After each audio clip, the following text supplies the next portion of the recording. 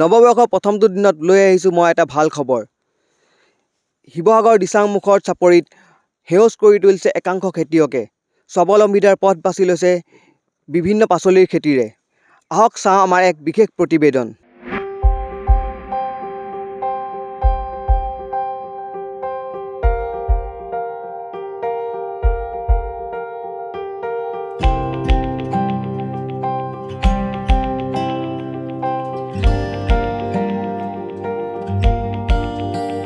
একবিঘা ওপৰ আছে মাটি, তাতে ৰঙালাও বেছি আছে।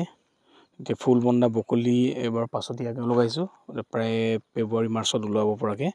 আৰু কি কয় আপোনাৰ আলু এনেকৈ লগাই থোৱা আছে। তাৰপাছত এইবাৰ জলকীয়া লগাইছোঁ আমেৰিকা পঠিয়াবৰ কাৰণে উখান কৰি। তাৰপাছত ৰাজমাহ অকণমান কৰি চাইছোঁ, যদি এইবছৰ ৰাজমাহটো যদি ছাকচেছ হয় অহা বছৰ অকণমান বেছিকৈ লগাম মানে। তাৰপাছত এনেকৈ বেঙেনা বিলাহী চিলাহী এনেকৈ গোটেইবোৰে আছে। ক'লৈ দিছে এতিয়ালৈকে? ডুবাই পঠিয়াইছোঁ। তাৰপাছত এই আমাৰ ইণ্ডিয়াতে চলি আছে, ধৰক দিল্লী পঠিয়াওঁ, আগৰতলা, কলকাতা, উৰিষ্যা এনেকৈ পঠিয়াওঁ। তাৰপাছত বাকীবোৰ আমাৰ লোকেল বেপাৰী নিয়ে। আপোনালোকে যিটো ৰবি শস্য খেতি কৰিছে, হয়, তাৰ যোগানটো আপোনালোকে কোনে দিছে? গুটিৰ যোগানটো আপোনালোকৰ বিভাগে ধৰিছে নাই ধৰা? আমিতো গোটেইবোৰ নিজেই কিনা হয় প্ৰায়।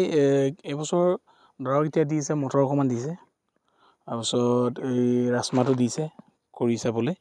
তাৰপিছত এই গেওঁ দিয়া আছে, গেওঁ আমি এতিয়া ইচিমেহে। আৰু যিটো পানীৰ যোগান দৰকাৰ হয়, পানী যোগান দৰকাৰ হয়, আমি এতিয়া পানী যোগানটো নিজেই কৰিছোঁ। তাৰপিছত এতিয়া সেইদিনাখন মিনিষ্টাৰ ছাৰে কৈ গ'ল আৰু এগ্ৰিকালচাৰ অফিচত যোগাযোগ কৰি মেলি আমাক চ'লাৰ যিটো মটৰ, চ'লাৰ ইৰিগেশ্যন এইটো ল'বলৈ কৈছে। তাকে আমি সেইদিনাখন যোগাযোগ কৰিছোঁ। আমি এতিয়া বিশেষ এতিয়া খেতি লগাৰ কাৰণে টাইমটো পোৱাগৈ নাই।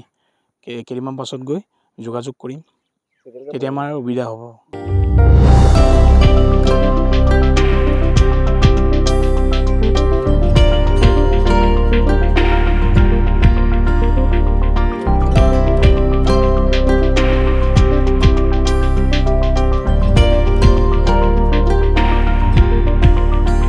মোৰ নাম শ্ৰী মোহনমালা, এনেকৈ পপুলাৰ বুলিও কয় বাৰু।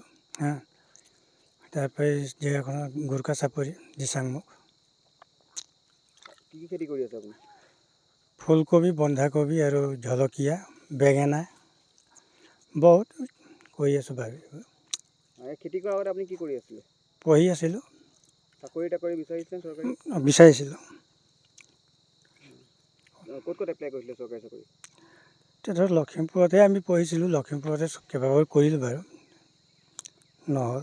তাৰপিছত খেতি কৰিব আৰম্ভ কৰিলোঁ বাৰু। এতিয়া আপোনাৰ মনোভাৱটো কি? খেতি কৰি এজন মানুহ স্বাৱলম্বী হ'ব পাৰেনে? এতিয়া স্বাৱলম্বীনো কি বুলি কওঁনো, কৰি খাই আছোঁ আৰু। স্বাৱলম্বী হ'ম নহ'ম এতিয়া কেনেকৈ কি কওঁনো। চৰকাৰৰ ফালৰ পৰা কি পাইছে এতিয়া সাহাৰ্য? নাই পোৱা, একো নাই পোৱা। চৰকাৰৰ ফালৰ পৰা একো সাহাৰ্য আমি নাই পোৱা বাৰু। যি ৰবি শস্য আপোনাক খেতিৰ যি বীজ লাগে, সেই বীজসমূহ আপোনাক কিনি লৈছেনে চৰকাৰে আপোনালোকক যোগান ধৰিছে? আমি কিনি লৈছোঁ। এই ক'ৰ পৰা কিনিছে আপোনালোকে এইটো? শিৱসাগৰৰ পৰা। চৰকাৰে এগ্ৰিকালচাৰ আপোনাক খবৰ দিছিলে নাই এইটো যে আপোনালোকক লাগে বুলি? এগ্ৰিকালচাৰে তেনেকৈ খবৰ নাই দিয়া দেই, সেইটো নহয়। বিভাগীয় মানুহ আহে নাই ইয়াত চাবলৈ যে খেতি কেনেকুৱা হৈছে? বিভাগীয় আমাৰ ইয়ালৈ নাই, আগলৈ আহে নেকি। পানীৰ যোগান কেনেকৈ, কি ধৰণে ধৰি আছে? এই মটৰ আছে আমাৰ ইয়াতে। নিজে বহাই লৈছে নে? নিজে বহাই লৈছোঁ। আপোনালোকে খেতি কৰোঁতে মুঠ কিমান টকা খৰচ হৈছিলে? প্ৰায় 2.5-3 লাখমান টকা খৰচ হৈ যায়। এতিয়া আপোনালোকে এতিয়া বিকিব উৎপাদন কৰাৰ পিছত কিমান টকা? এইটো এতিয়া খেতিৰ ওপৰতে, এই বছৰটো একোৱেই নাই, মূল উঠাবলৈও টান। বতৰে চব খাই পেলালে, প্ৰথমে পুলি লোকচান হ'ল আমাৰ। আৰু এটা শুনিছোঁ আপোনালোকে ইয়াত হাতীবোৰ উপদ্ৰৱ কৰে। কৰে। কি ক'ব এইটো? হাতীয়ে উপদ্ৰৱ কৰে মানে এতিয়া কি ক'মনো সেইটো বিষয়ে আমি। হেৰি লগাই থৈছোঁ, কি কয়, ঝাটকা মেচিনো লগাইছোঁ, কাম নকৰে বাৰু। এনে গৰু ছাগলী খেদিব পাৰে আৰু এইটো, আৰু হাতীক এইটো একো কৰিব নোৱাৰে বাৰু। আৰু বাকী আমি নিজে টৰ্চ জ্বলাই, ট্ৰেক্টৰ চলাই বচাওঁ আৰু। চৰকাৰৰ ফালৰ পৰা একো সাহাৰ্য পোৱা নাই? নাই পোৱা।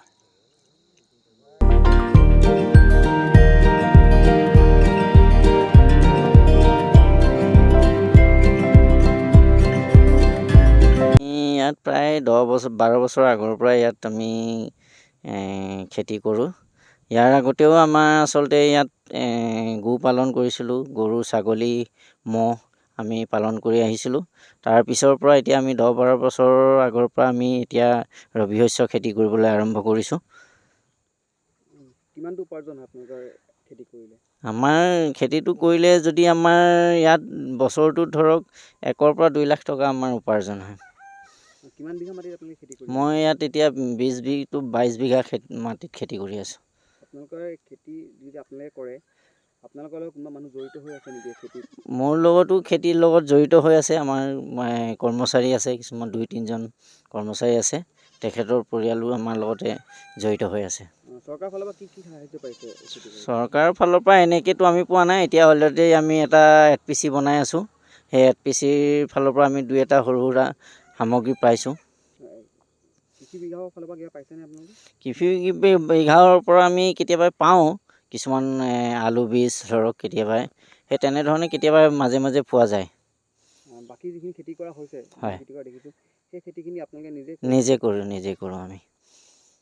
আৰু আপুনি খেতিৰ লগতে আৰু কিবা কৰে নেকি? মই খেতিৰ লগতে শিক্ষকতা কৰোঁ। ক'ত কৰে আপুনি শিক্ষকতা? মই প্ৰাথমিক বিদ্যালয়ৰ এজন সহকাৰী শিক্ষক। কোনখন স্কুল? মোৰ বাহিলিগিবাৰী প্ৰাথমিক বিদ্যালয়ৰ সহকাৰী শিক্ষক। আপোনাৰ নামটো? মোৰ নামটো শ্ৰী অনন্ত শৰ্মা। এই জেগাখিনি? এই জেগাখিনি আমি দিচামুখ চাপৰি বুলি কয়। যিসকল নৱপ্ৰজন্মই চাকৰি বিচাৰি পেলাই নিজৰ সময় নষ্ট কৰা পৰিলক্ষিত হয়, হয়, সেইসকল নৱপ্ৰজন্মক কি ক'ব আপুনি? মই তেখেতলোকক ক'ম, তেখেতলোকে চাকৰি বিচৰাৰ উপৰিও যদি তেখেতলোকৰ মন থাকে, তেখেতলোকে মন প্ৰাণ দি যদি খেতিত মনোনিৱেশ কৰে, তেখেতলোকে যথেষ্ট স্বাৱলম্বী হ'ব পাৰিব। উপাৰ্জনৰ যিমানটো উপাৰ্জন হয়, সিমানটো উপাৰ্জন এটা ঘৰ চলাব পাৰেনে? সেইটো পাৰি। আমি যদি মন দি লাগিলে আমাৰ এটা উপাৰ্জনৰ পৰা আমি এটা পৰিয়াল চলাব পৰা যায়।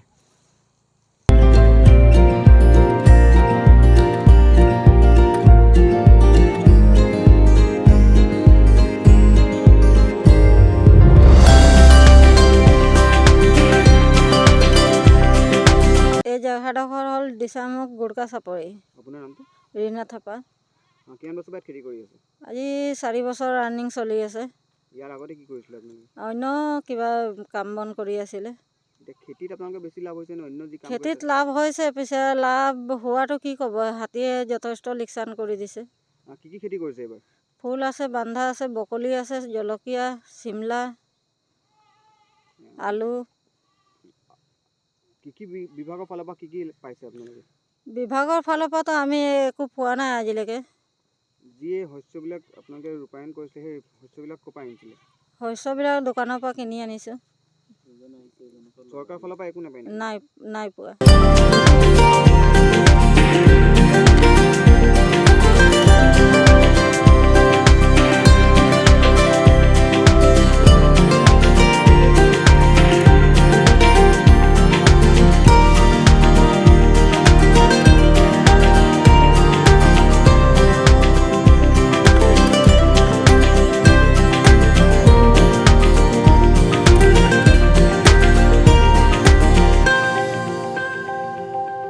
যিকোনো খবৰৰ বাবে যোগাযোগ কৰক 7099017330 অথবা 7099017990 নম্বৰত।